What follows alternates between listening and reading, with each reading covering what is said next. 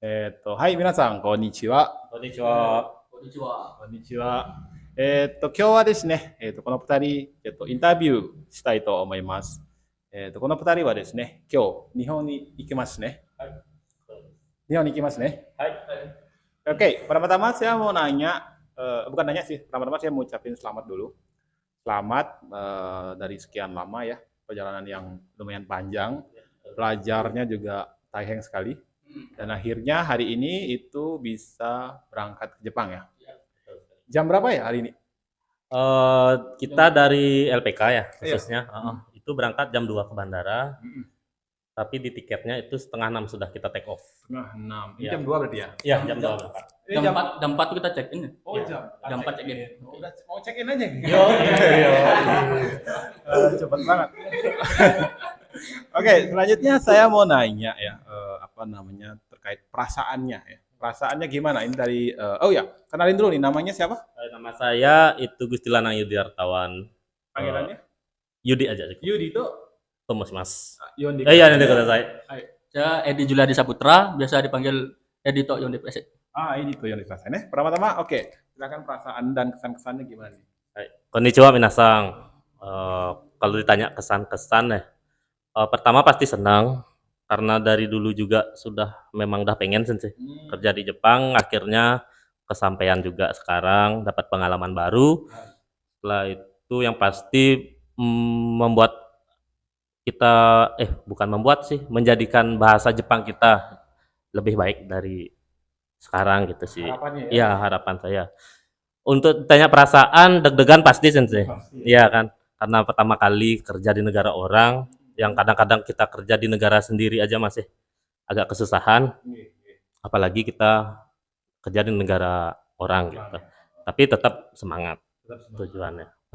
Gimana kalau Julisa? Kalau saya sendiri sih kesannya sedih ya. Karena kebetulan saya juga udah menikah dan udah punya istri juga. Udah punya anak juga. Udah punya anak juga, umur 3 tahun lagi lucu-lucunya juga. Sedih juga sih untuk ninggalin untuk beberapa tahun ini. Dan yang kedua tuh ninggalin orang tua sih. Apalagi bapak lagi kurang sehat gitu kan. Tapi dari dukungan istri dan keluarga di rumah juga membuat saya semakin semangat, menghilangkan rasa sedih saya juga kan. Itu aja sih. Dan yang kedua saya juga merasa deg-degan karena pertama kali naik pesawat. Ya, semoga selamat sampai tujuan sih. Oke, saya rasa pasti aman karena ada Yudi nanti ya. Jadi Yudi ini udah bekas mantan pilot ya. Tapi duduknya di belakang sekarang, berbahaya juga sih. Oke, jadi mungkin untuk keberangkatannya mungkin sudah, perasaannya juga sudah. Kemudian untuk persiapan nih ya, mungkin pertama-tama persiapannya seperti apa? Persiapan apa aja yang mungkin yang sudah dilakukan, mungkin bisa di-share sama teman-teman kita nanti. Untuk ngomongin persiapan, yang pastinya mental itu harus kita siapkan. Ya benar. Jangan sampai mentalnya kena sebelum berangkat. Itu sih sebenarnya. Dan Bentar deh. Sebelum berangkat dan setelah berangkat ya? Ya, dan setelah berangkat. Biasanya mental tuh diuji itu H-2 sebelum keberangkatan. Pasti deg-degannya, ya mikirnya kemana-mana sensei. Nanti di Jepang gimana, ya kan? Apalagi karena kita baru belajar bahasa ya sensei. Pasti kendalanya di situ juga kan dia. Susah tidur. Ya, kayak anak kecil mau tamasya gitu loh sensei. Pasti gitu. Sensei waktu kecil besoknya tamasya pasti nggak bisa tidur kan? Iya, sama kayak gitu juga. Hampir nggak tidur. Barunya udah disisirin di samping tempat tidur. Iya. Tidurnya di pesawat aja. Iya, tidur dari pesawat. Terus ada lagi mungkin Julisa.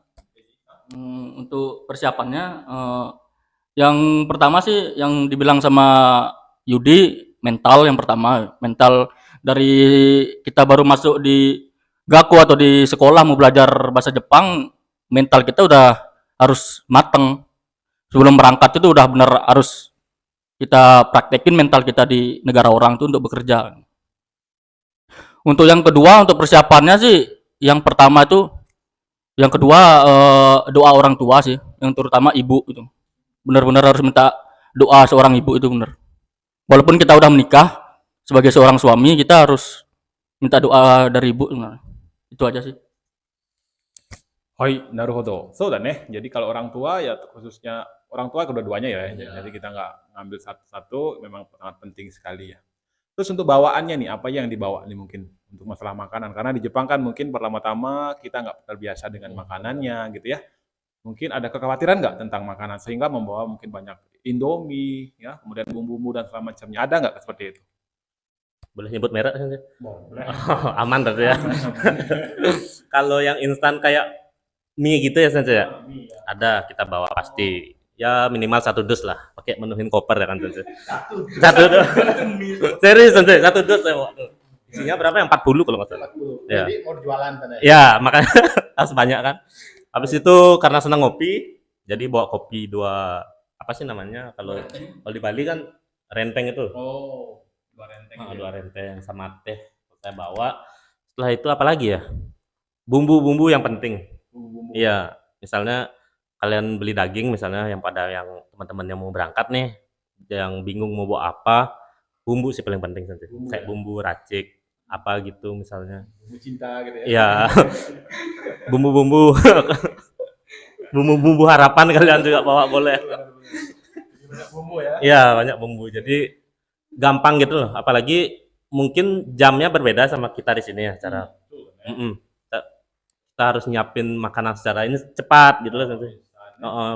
Kalau di sini biasa isi ngulek bawang dulu, ngulek cabai kan waktunya habis nanti. Takutnya telat ya kan. Gitu aja sih Sensei. Jadi ada tambahan sedikit? Yang tadi dibilang Yudi benar, bumbu yang terutama ya. Yang kedua alat mandi. Ya benar, alat mandi. Nggak mungkin mandi pakai bumbu.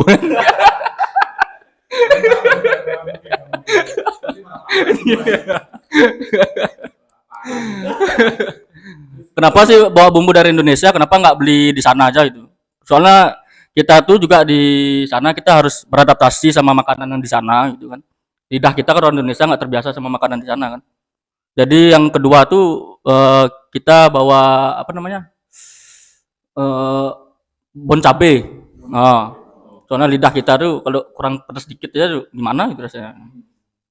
Itu aja sih.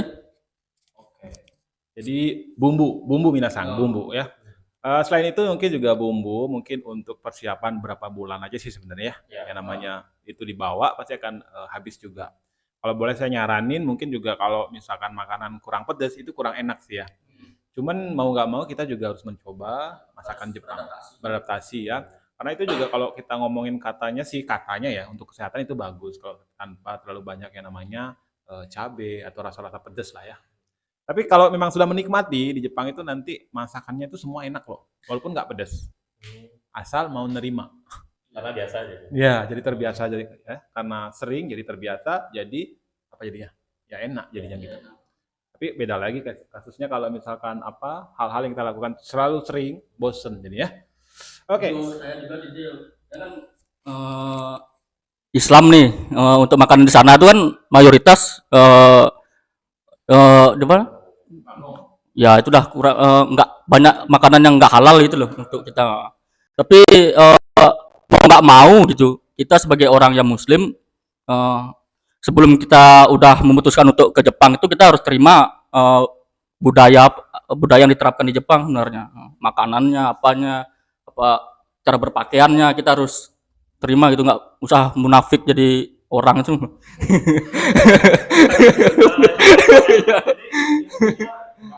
Nggak kaku. Oke, mungkin maksudnya Edi Sang itu jadi kita nggak kaku, jadi kita fleksibel aja. Kita berada di mana, kita ikutin di situ. Terus kalau kita kembali ke Indonesia, ya kembali lagi ke lingkungan kita gitu ya. Hai. そして、ちょっと日本語で質問します。はい。皆さんは日本語どのぐらい勉強しましたか？Bisa dipegang? Oh iya. じゃあ8時間ぐらい勉強しました。8時間。日本語おかしいね。すみません。すみませんね。あちょっと違うね。 8ヶ月8ヶ月ぐらい勉強しました。はい、8ヶ月皆さん、8時間じゃないよ。8ヶ月。Atau hakagetsu juga ada orang bilang ya. Oh, bisa gitu. Onaji Yudi-san. Hakagetsu. Hai, この二人は同じですね。8ヶ月、あと8ヶ月ぐらい日本語を勉強しました。そして、saya mau nanya sedikit kesan, karena saya juga tempat ngajar juga. Itu kesannya ketika di kelas atau ketika belajar bahasa Jepang itu gimana? 日本語で話しますか。それでもいいですね。じゃあ、昔、日本語が、全然わかりませんですが、わかりませんでしたが、でしたが、学校で日本語を勉強しますが、apa namanya? 少し、日本語で話せます。まあ、8ヶ月で少しずつ日本語を話せるようになったってことですね。そうだね。もし、まあ、これから日本で、日本で仕事をして、仕事しながらね、日本語もしっかり覚えて、そうすると日本の生活が楽しくなります。エリさんもね、多分、まあ、インドネシアにいるときに、日本語をあまり勉強したくないという気持ちが強かったかもしれないけど、日本にいたら、もう必ず日本語を勉強してください。そして、そうですね、これから日本に行くんですけど、まあ、日本で生活するんですけど、何か心配なこと、不安なこととかありますか？はい、もちろんあります、先生。じゃあ、一つは、日本の文化です、先生。文化です。日本語の文化です。日本の文化ね。日本語じゃない。すみません。日本の文化ね。緊張ですから。もうすごい、いつもね、クラスの中で日本語上手だったんですけど、まあ、今日はビデオ撮ってるから、もうすごく緊張で日本語がおかしくなってしまったんですね。はい、そうです。日本語の文化。はい、日本の文化とか、特に日本語です、先生。日本語。そうですね。日本語大事です。はい、大事です。はい。じゃあ、以上です。Kekhawatiran saya ketika mau berangkat ke Jepang sih yang pertama itu kesehatan sih ya. Soalnya kita belum terbiasa sama iklim yang di sana, cuaca di sana itu kita harus benar-benar beradaptasi sama cuaca di sana gitu. Apalagi musim dingin atau musim panas gitu. Yang kedua mental sih. Soalnya kita baru pertama kali kerja di Jepang juga kan. Apalagi dengan bahasa Jepang gitu loh. Dengan bahasa Indonesia aja kita di sini masih seperti ya miskomunikasi, apalagi dengan bahasa orang gitu loh, bahasa asing. Itu aja sih. そうですね。やっぱりちょっと、まあ、心配なところがありますね。でも、日本に行ったら、その心配なところ、消えると思います。消えるとakan hilang。はい。はい。で、次の質問なんですけど、皆さん、これから日本に行きます。まあ、インドネシアから、いくらお金を持って行きますか？私なら2万円ぐらい。2万円ぐらいですね。エディさんは同じ先生。2万ぐらい。2万ぐらい。はい。じゃあ、皆さん、この2人、まあ、日本に行くお使いって言って、お使いって言うんですけどね。それは、2万ずつ持っていくみたいですね。まあ、日本に行ったら、あと6万もらいます。6万ね。もらえるけど、絶対に節約してくださいね。節約itu hemat. Jadi silakan hemat dulu sebelum nanti dapat gaji. Nanti kalau sudah dapat gaji, barulah nanti silakan lebih ngikutin gaya sedikit, makan yang lebih enak mungkin ya. Beli passion dan segala macamnya. Hai. Atau saya juga mau ngasih bekal nih. Mau ngasih bekal. Masih bekal ya. Karena keberangkatan yang sukses lah ya. Oke, saya mau kasih ada sedikit aja. Mati kerasannya. Saya nggak punya uang sih. Oke, saya mau bekalin ini. 1 lembar aja, nggak usah banyak-banyak. Ya. Nanti di belakang layar ya. Oke. Ya kan, biar nanti dituntut sayanya. Oh ya. Hai, dozo. Kore ne. Arigatou gozaimasu. はい。なんていうの大切に使ってくださいね。はい。ありがとうございます。これ、二人ね。二人分。エリーさんはないけどね。エリーさんはね。これ、1万で二人ね。最後なんですけど, di pesan terakhir, tetap semangat ya. Dimanapun berada, itu sama aja sih ya. Sejauh mana kita bisa semangat, sejauh mana kita bisa menyesuaikan diri, ya. Apapun yang dihadapi nanti, hadapi saja. Karena setiap masalah itu pasti ada solusinya. Kalau kita mau mencarinya. Tapi kalau kita give up di sana, ya udah, berarti nggak ada solusi. Solusinya ya udah, kita nyerah gitu ya. Nah, gitu juga nanti pekerjaannya juga seberat apapun nanti, silakan sambil koordinasi dengan pihak Kumiae atau pihak LPK di sini. Jadi jangan mengambil keputusan sendiri. Karena banyak teman-teman kita, misalkan dia nggak kuat di tempat kerja, akhirnya dia juga tanpa konsultasi ngambil keputusan untuk kabur. Nah, harapan saya jangan sampai ada yang seperti itu. Karena nanti akan nyesel di belakang. Memang sih orang nyeselnya pasti di belakang ya. Kalau di depan berarti nggak. Ya. Kalau misalkan nyeselnya di depan nggak ada yang melakukan hal-hal buruk ya. Jadi nanti takutnya, karena sudah banyak banget juga teman-teman yang nge-DM Sensei, nge-nanyain, saya pernah yang namanya overstay lah, atau pernah kaburan, apakah masih bisa ke Jepang? Itu biasanya sangat susah sekali. Walaupun memang ada orang bilang, itu jangka waktu blacklistnya itu 5 tahun. Tetapi kenyataannya ada juga yang sudah 5 tahun, ngajuin visa, nggak dapet. Jadi untung-untungan jadinya.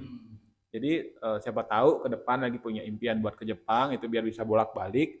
Jadi apapun masalahnya kita coba selesaikan dengan baik-baik. Walaupun nanti misalkan nih amit-amit, kalian mesti harus pulang. Itu pun harus pulangnya kalau sebisa mungkin dengan baik-baik. Ya. Jadi semua udah clear tanpa kabur, kita pulang benar-benar dengan baik-baik, nanti kita akan bisa lagi ke Jepang dengan visa yang lain. Oke, itu aja pesan saya. Jadi mungkin teman-teman ada punya pesan yang mau disampaikan sama teman-teman yang nonton video ini mungkin nantinya. Oke. Untuk teman-teman yang memang ada niat apalah istilahnya magang dan bekerja di Jepang, belajar yang baik dan benar, pokoknya semangat terus. Yang paling penting apa namanya Sensei? Niat juga, dan pastinya belajar bahasa Jepang di Dewa Sensei. Ya, ingat subscribe YouTube-nya Beli Dewa Channel. Share nggak? Oh ya, share boleh. Share sebanyak-banyaknya ke keluarga, teman. Biar perlu sampai keluar planet share. Ya, segitu Sensei. Ya, ada. Untuk teman-teman, kalau dari saya pesannya tetaplah berjuang gitu. Karena cobalah untuk melawan arus kehidupan gitu. Karena sampah atau kotoran di sungai itu melawan dia akan terbawa arus. Jadi kita tuh kalau di dalam kehidupan tuh kita harus melawan arus. Seperti ikan di sungai, dia melawan arus untuk mempertahankan hidupnya. Seperti itulah. Kita harus tetap berjuang.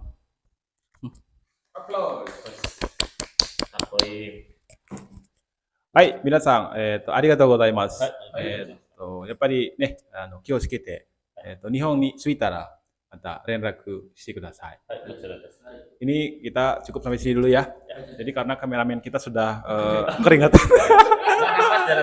Udah basah, terus udah nahan napas.